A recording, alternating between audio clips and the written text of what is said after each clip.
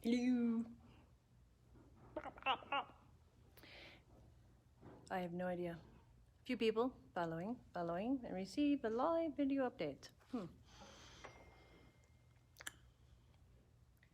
One person, hello, one person. And it's Monday night, it's July 20th. I'm in the shop, it's kind of warm and sticky. I have Ryan doing a please do list, not a honey-do list, a please do list. So he's hooking things up and grumbling. So I think I see Elena, and I think I see Tammy. And I think Tammy and Jim are trying to get my mom and dad hooked up on this. So 5 people so far. Hello, people. I'm gonna tap my screen because I have no idea. Oh, hey Chris, how are you?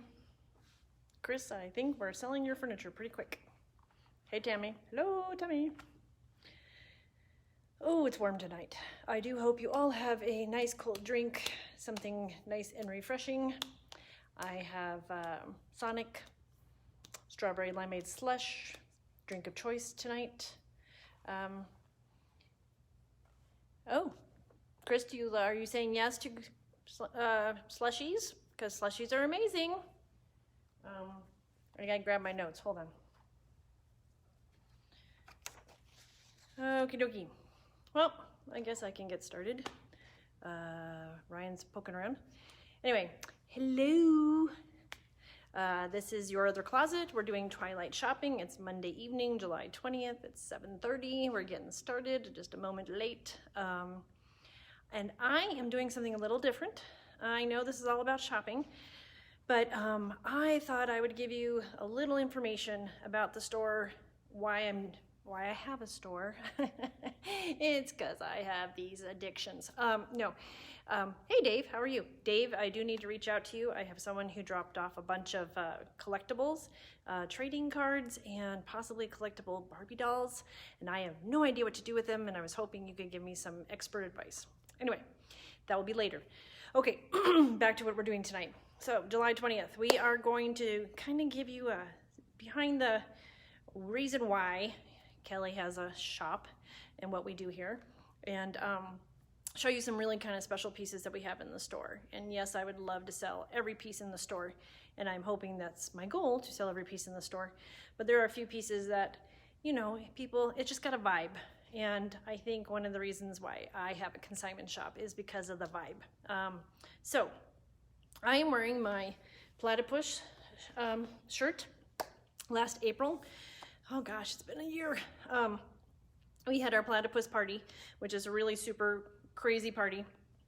Had no idea what to call it, so we just called it the platypus party. Hey Teresa, how are you? And the platypus party was all kinds of hostess wear and strange appliances people have given you over time that you just had to cook with, or baking gear, or just cool things for parties, because I love to throw a party. But we also had so many people who were hoping I would take all these things at some point. So we decided just to do it all at once. But the platypus shirt is because of the tail, and I don't know if you can read the back. I don't think you can. But what the back says is it's all about the tail, T-A-L-E.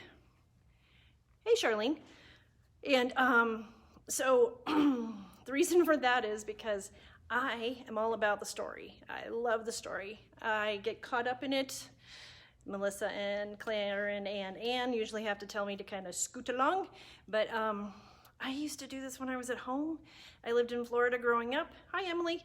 And I lived around a lot of retirees, and they had, like, their grandkids weren't around all the time, so my little brother and I got to poke around and talk to people, and they always had stories about stuff, and they had the coolest stuff. We had just great neighbors, and they would tell us about things. And then my grandmother, my mom's mom, she would send us little Christmas ornaments once a year, and I have this collection that's just remarkable because either she had them dated by whoever was doing them in the mall, or my dad would date them, or my mom, and we would collect them. So I have this whole collection, and it's a story. And then just my neighbors would bring stuff. They'd be from all over the place. We had one neighbor who His wife was from Puerto Rico. He used to be in the military and he traveled all over, and they had these great things and I got to go see them. So it's all about the tail in my shop. And some of the reason why I have a consignment shop is I grew up with hand-me-downs. If anybody else remembers what hand-me-downs are, I was the tiny one. So all my cousins, who luckily were girls, had clothes and nobody wanted to get rid of them. And at that time, it was not cool to sell your used clothes. And so they'd send down boxes. And I loved it. My mother didn't like it because they all smelled a little funny, but she'd start washing and then I would get all these cool clothes and I could try them out and I could do all kinds of neat things and they didn't look like everybody else's clothes. So when you do secondhand clothes, you're kind of getting hand-me-downs, and a lot of the kind of new marketing is resale up, you know, kind of thing. So you can afford things that maybe were more expensive at one time, but secondhand they're cheaper. So I did hand-me-downs. I also used to probably torture this one lady who had a gift shop with the local pharmacy. It was about 4 blocks away. I was as far as I could go. My parents would let me go. And I would go and hang out at their gift shop and just look at everything and try to find the best gifts. My mother got lots of sachets and soaps and neat smelling drawer liners and all kinds of stuff as her gifts for Mother's Day and her birthday, because I got to go buy them. Cute little dolls for my girlfriends, you know, things like that. But I used to poke around there all the time. So I think it's kind of appropriate that in about 2 weeks, I'm getting 7 display cases from Model Pharmacy. Model Pharmacy's down on Carlisle and Lomas, and they've been there forever. My father used to go there to get perfume for my mom because he used to carry tons of really wonderful cologne from all over, and so that he would import this stuff in and my father could find it for my mom. They also have a cafe, and so we'd go poke around, eat some lunch there. They had a great soda shop. You could get phosphates or ice cream sundaes, and then poke around the shop, find cool little things, cards, whatever. I know Chris is in Model Pharmacy, amazing. Anyway, Mr. Lerner, Jack Lerner, who is the pharmacist, is retiring, and he was planning on retiring before COVID-19, and now with COVID-19, he's like, I'm done. And I just feel very lucky that I got a chance because one of my consigners knew it was going to happen, and she told me early, and I got to go down, and he made me a super deal on these beautiful cases, and now I will have new display cases for jewelry, which we're getting quite a bit, and I kind of get to carry a little bit of Model Pharmacy forward in the future. So being a little sustainable, having that little story behind it, I kind of like it. And then the only other thing I also noticed about my shop, which is really cool, I live with a family of collectors. My little brother, me, my mom, my dad, anybody related to us, they collect because we collect for them. And we have everything. And it's just because you find something cool, and that's just the hunt. Go out, and wherever you travel, whatever you do. And my mother and father have taught me the amazing skills of finding really cool things in secondhand shops. And so we collect everything, but I have noticed that incoming generations don't want the collections, which is good for my shop, but I feel bad for the families because we get families who have estates and they're in charge of the entire house, and they come up to me and they're like, I have no idea what to do with all this stuff. Most recently during the closures, Claren and I went to a family who had just gotten a home, and because of the closures, they were like in a time crunch to try and clean out the house and get it ready to be sold. And they were both military and lived kind of very minimalist and did not want all these stuff. And she remembered all of it from her parents and why they had what and where they collected it, but she didn't want it. And so we got all the turtles and all the hummingbirds and the really cool lobster plate that Chris has and the cool little lobster salt and pepper shakers. So we got all these great things, and it's because the family doesn't know what to do with it. So to be sustainable, secondhand, let's pass it on. And I guess the families feel better about it because whoever buys it really wants it, and they're not just pawning it off on somebody. So with all that gibber, that's me. I'm just all about the story. So I'm going to show you a couple of things and tell you about the stories behind these, okay? And maybe they will kind of resonate with you a little bit. Who knows? So this cool chair is from one of my consigners that started with us quite a long time ago. He lives over, I think, past the canyon, past Harris, I'm not sure where.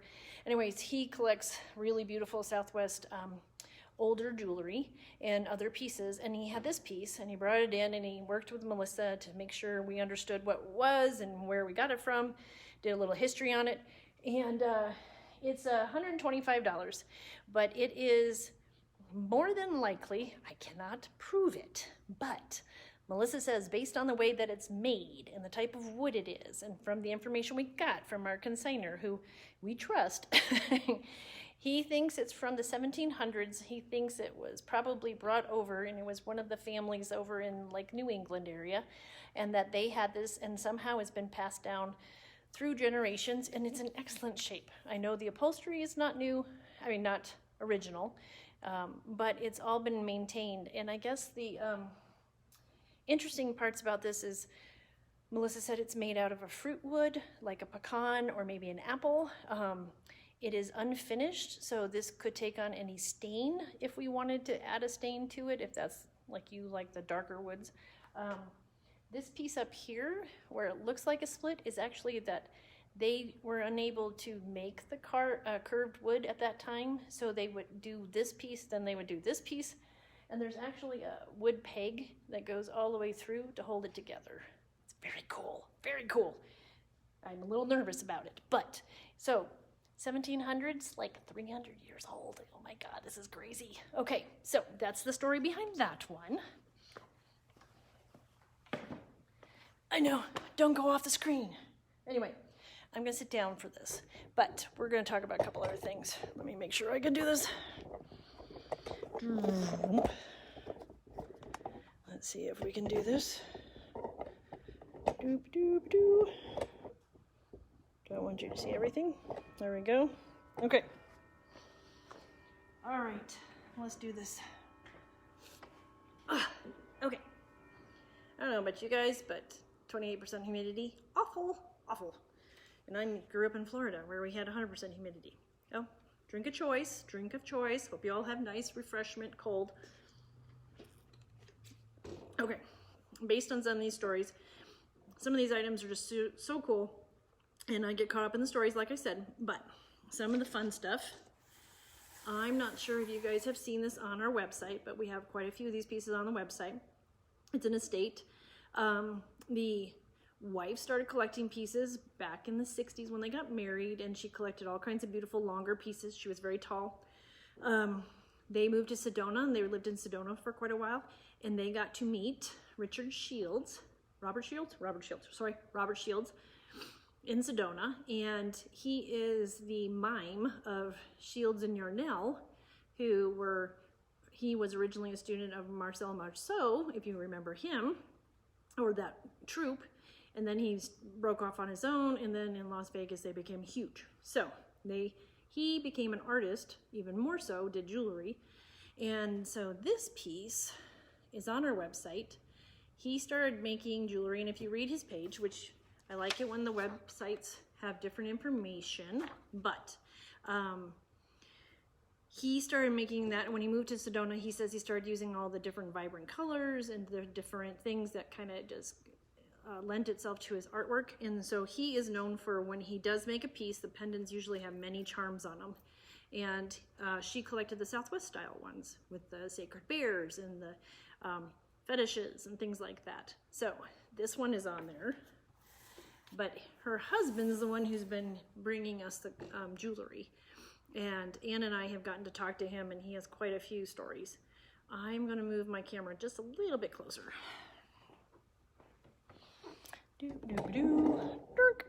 Okay. Supposedly, I get a microphone someday soon. Okay. The other things that we had as stories,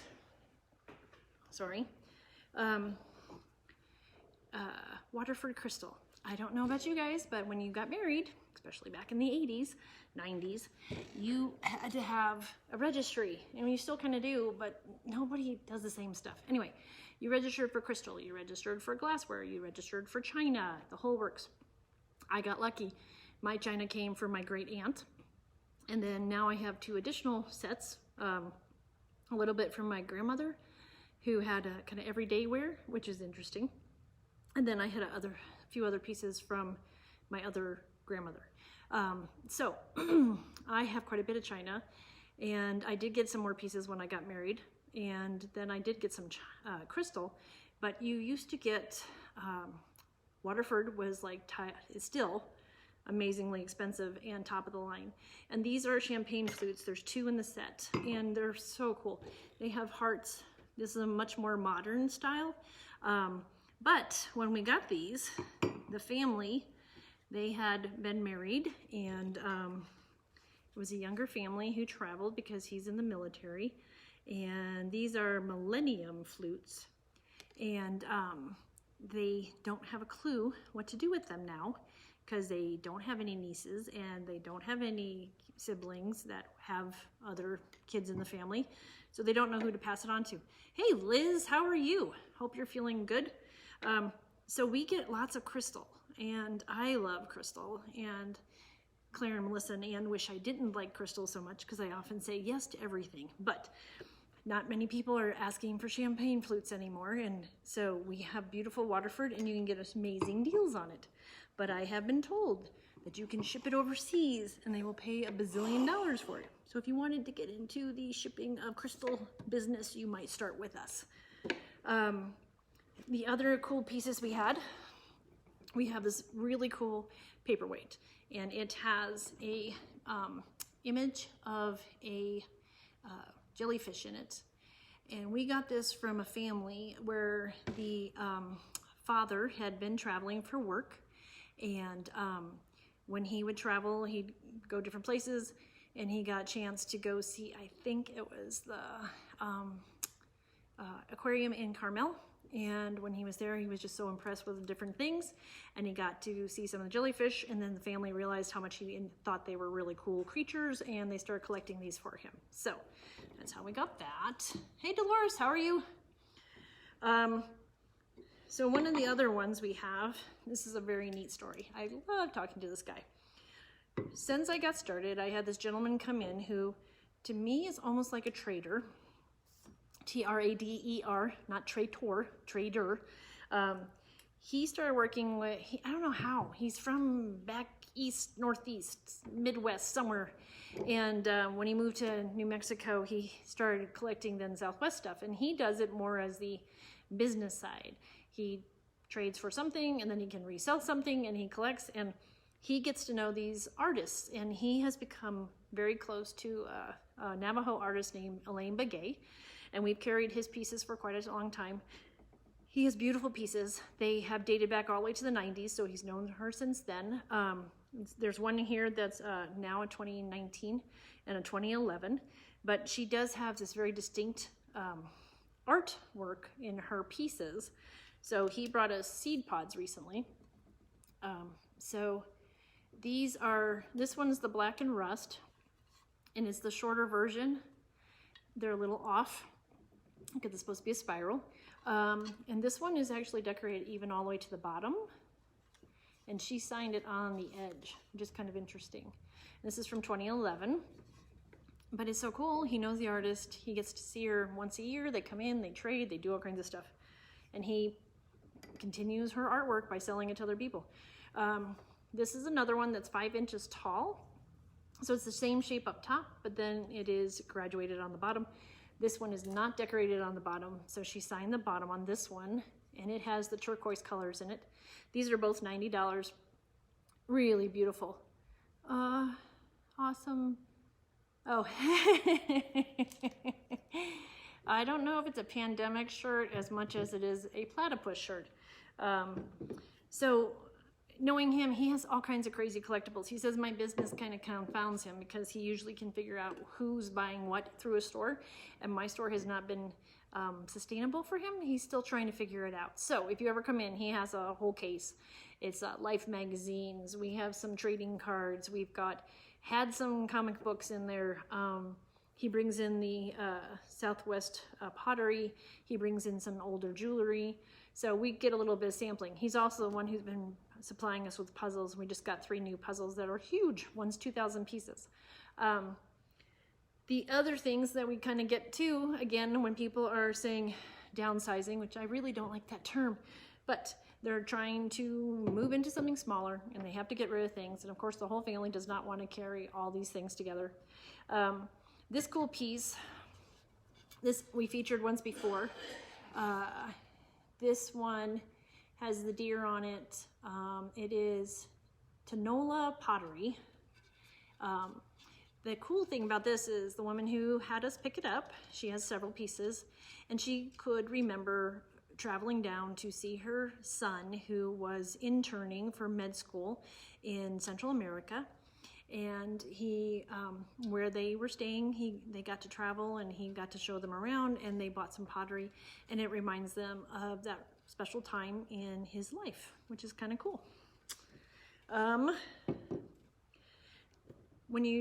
There are stories for other people that are a little bit newer. We got this really cool person.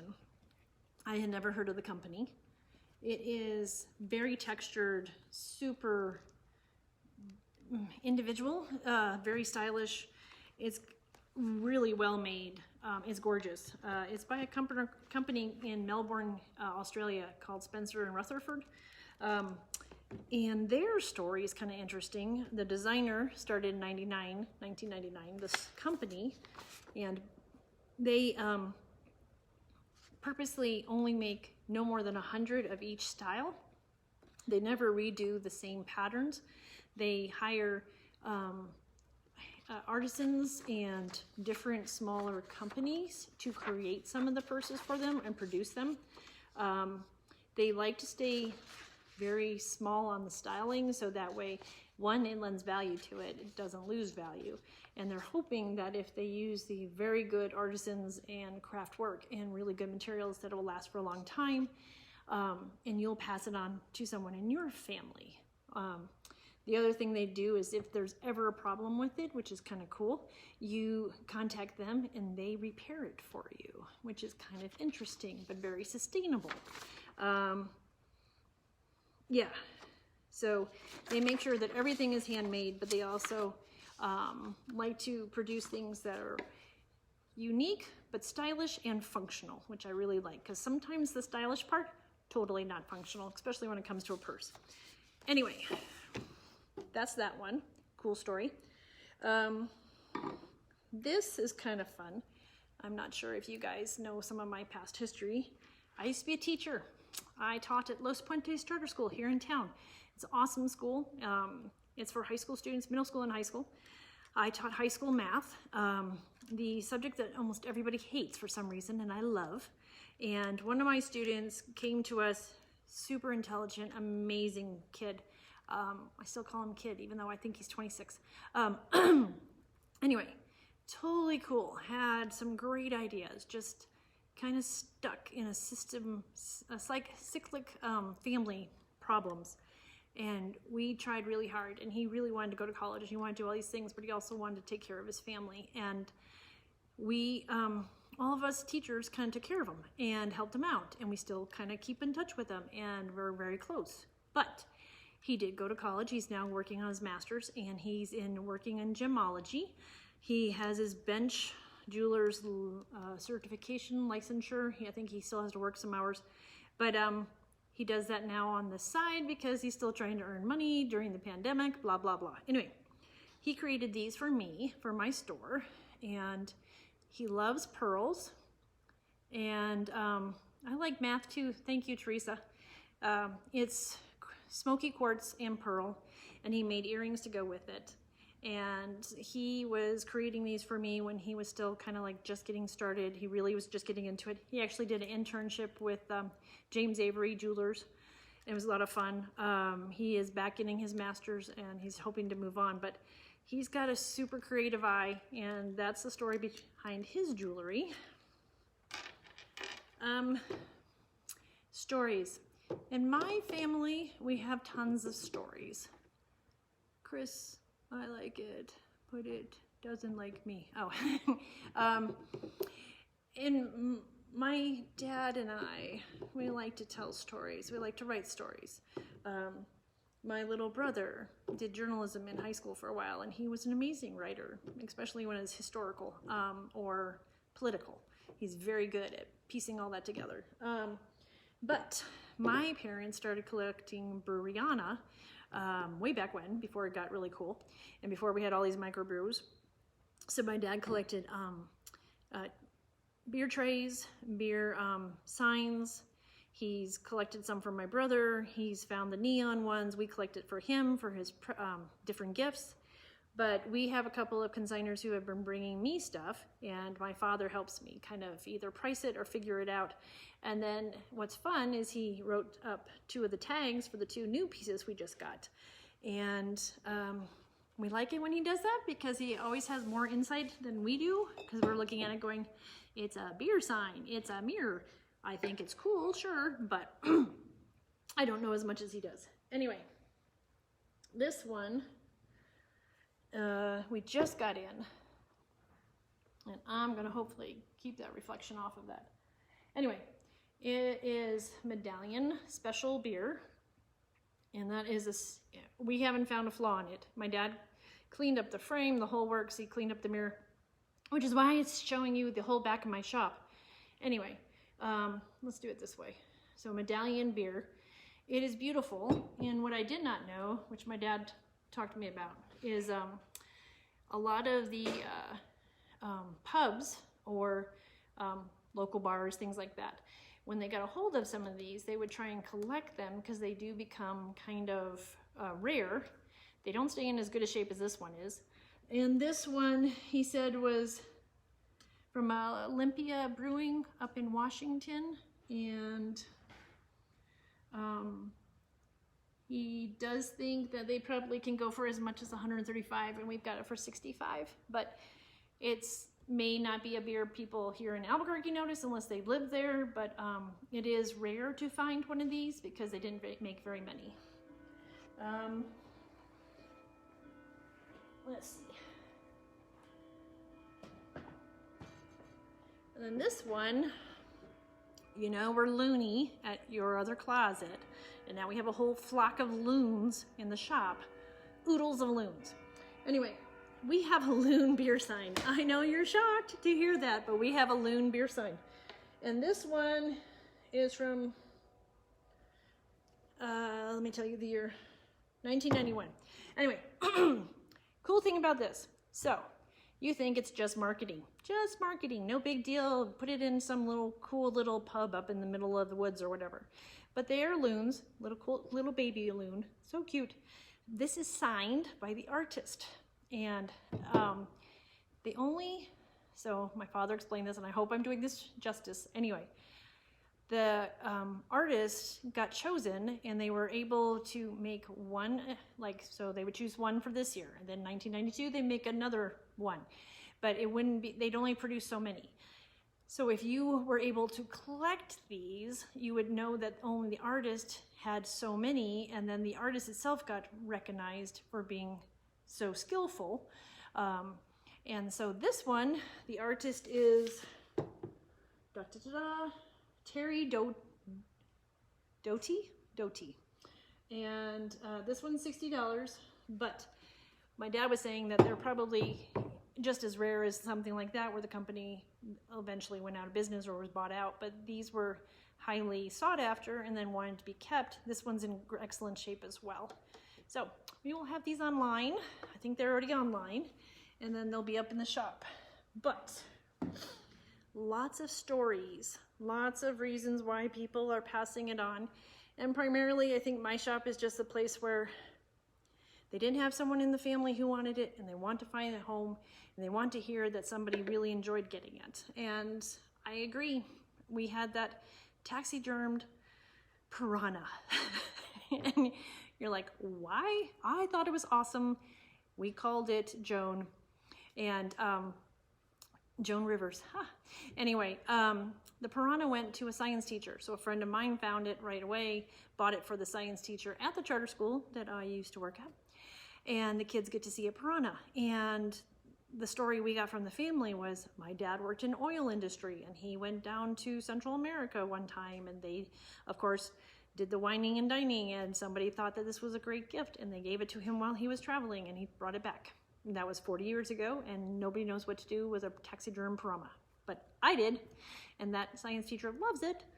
So one thing I might suggest, if you all ever get to that point where we're past this pandemic and we get to have these big celebrations again, or even little celebrations, and you get to go hang out with your best friends, or you get to go have family time with your nieces and your granddaughters and grandsons and have a beer or have a glass of wine or something like that, make it a special occasion.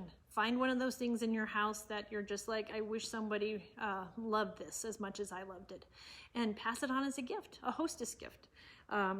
I used to host a girls' night out once a month, and we rotated through all the girls in the summer, once a week. We did it through everybody's houses, and we would have dinners, and somebody brought wine, somebody brought the food, somebody brought dessert, somebody, you know, whatever. But you could pass along even for birthdays or something, and I was thinking about that. So the Lolita glasses are hand-painted. They come in special little containers, and they all have a story, and they have a recipe for a drink. But this is the kind of thing, you give this as a gift, but if it's a birthday gift, pass it on. The next person in your girls group, they have a birthday, pass it on, and just keep it going. If you've got a special, let's say a cake platter, bring a cake to somebody's house, give it to them, and then underneath when they clean up at night and they're like, oh, someone left their cake, and they're looking at the cake platter, who does it belong to? And if you left a little note on it going, thanks for inviting us, we had a great time, pass it on, keep it, give it to somebody else who has a great party and invites you over, you know? Just start those stories. The stories are the best part. I mean, geez, we have great stories in my family. Great. And we just hope that you guys do too. I have lots of stories in the shop. I will get you going. We have great clothes that have great shops. Did you, something, loft. Did you, oh, say Lolita. It's a Lolita glass, yes. Anyway, if you guys see anything online that you need more information, our website is our shop name, yourothercloset.com. If you want to email me, it's Kelly, Kelli, at yourothercloset.com. If you want to give us a call, we'll be in the shop Tuesday through Saturday, 10 to 5, 355-5979. You can comment here and I'll send you some information. You can message us through Facebook if you want. But if you could pass on my video to anybody else who's doing some at-home shopping, or you know they need to have something like they love Southwest Pottery and you saw it, pass it on. They might love it and then be able to reach out to us. And we just highly encourage buying local. Wherever you are, buy local. Help save some of these small stores like mine. But keep them all going. Pass along the stories. Make sure that they're here so that people go, oh yeah, last summer we went there. Let's go see if they're still open. But pass it on. And we appreciate you guys checking in with us. We had, I think, 8 or 9 people checking in with us. Yay, that's so cool. I will post this on our Facebook page. It gets posted to our YouTube page, which is Your Other Closet. And then Ann and I post photos of different items on Facebook, just the photo albums, on Instagram as well. And it's all on our webpage. So please shop with us any way you can, and we'd still do curbside. And if you need something shipped to you, give us a call. We'll see what we can do to help you out. But thanks for chiming in tonight. Hey, Miss Tammy, how are you? Thanks for sending this on to my mom and dad. And remember, it's all about the tail. Yes, it's all about the tail. So thank you. Bye.